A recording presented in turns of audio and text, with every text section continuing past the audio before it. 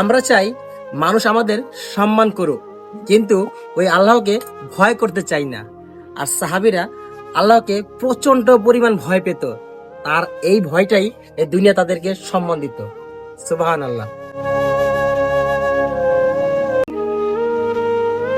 হয়তো এটাই জীবনের শেষ রমজান, হয়তো এই 10 দিনে আল্লাহ তাআলা আমাদের ক্ষমা করে দিবেন। তাই হতাশ হইও না, আল্লাহর কাছে প্রার্থনা করো। আমিন। তুমি যদি মানুষের জন্য সব করো আর আল্লাহ তাআলা যদি কিছুই না করো, তাহলে শেষে তুমি কারোই হবে না। কথাটা একটু মাথায় রেখো।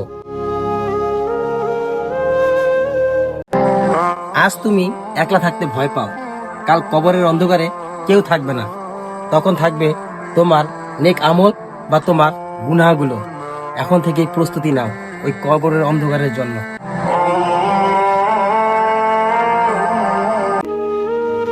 যে কবরের জন্য তুমি কিছুই প্রস্তুত করছো না, একদিন সেই কবরই তোমার সব কথা কেড়ে নেবে, তখন শুধু তোমার আমলি কথা বলবে। মনে রেখো।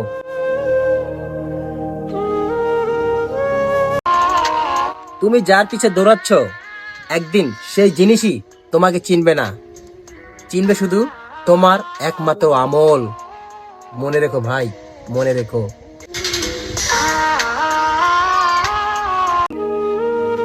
আমরা মানুষের কাছ থেকে গুনাহ লুকাই, কিন্তু ওই আল্লাহ তাআলার কাছ থেকে লুকাতে পারি না। তাই সাহাবীরা এই ভয়ে থরথর করে কাঁপতো, আর এই কান্নাই তাদেরকে ওই জান্নাতে নিয়ে গেছে। সুবহানাল্লাহ।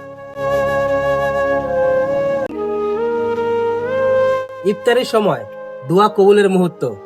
এই সময় লিস্ট বানাও, শুধু এই দুনিয়ার জন্য নয়, ওই আখিরাতের জন্য চাও। মাগফিরাতের 10 দিন শুরু হয়ে গেছে। গুনাহ যতই হোক, ক্ষমা তার চেয়েও বেশি।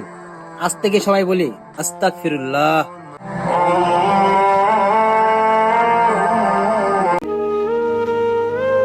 আমরা হয়তো যুদ্ধক্ষেত্রে নেই, কিন্তু আমাদের জিহাদ হলো সত্যের পক্ষে থাকা, অন্যায় বিরুদ্ধে দাঁড়ানো, আর হলো ওই আল্লাহর কাছে ফরিয়াদ জানানো। আল্লাহ আমাদের উম্মাহকে তুমি সাহায্য করো। আমিন।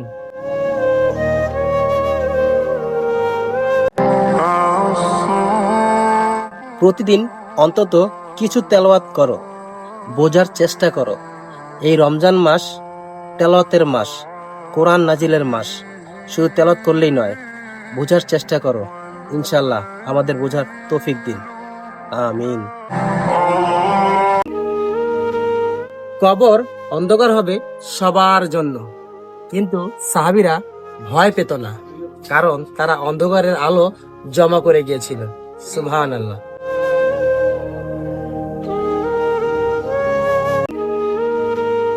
জুলুম যতই বড় হোক, আল্লাহর ন্যায় বিচার তার চেয়েও বড়।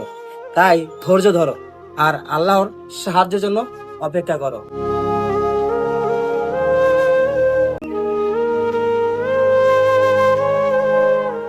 মালাকুল মউত কখনো কাউকে সতর্ক করে না, সে আসে আর তোমাকে নিয়ে চলে যায়।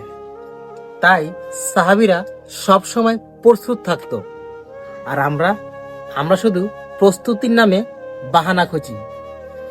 আফসোস।